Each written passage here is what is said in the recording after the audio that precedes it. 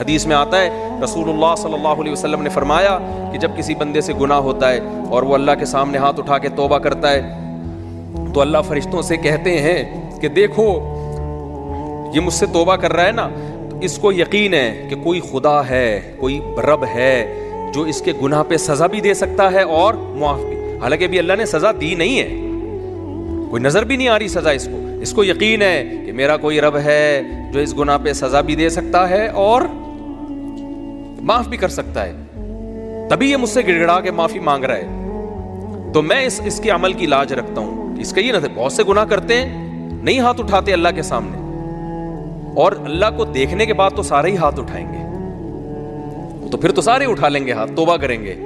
اللہ کہہ رہے ہیں دیکھا نہیں ہے اس نے، میری آیات پر ایمان لایا ہے، میری نشانیاں دیکھ کر، میرے پیغمبروں کی دعوت پر لبیک کہا ہے، تو اس عمل کی لاج رکھ کے میں اس کی توبہ کو قبول کروں گا۔ حدیث میں آتا ہے پھر وہ دوبارہ گناہ کرتا ہے، پھر دوبارہ اللہ کے سامنے آ کے معافی مانگتا ہے۔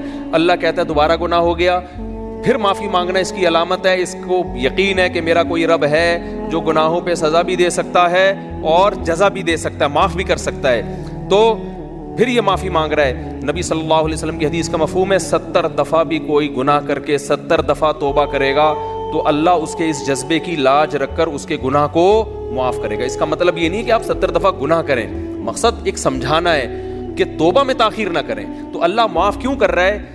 اس توحید والے نظریے کی بیس پر کہ اس کو پتا ہے کہ مجھے گناہ معاف کروانے کے لیے میرے پاس اللہ کے سوا کوئی آپشن نہیں ہے۔ تو توحید اللہ کو بہت پسند ہے، شرک سے اللہ کو بہت زیادہ نفرت۔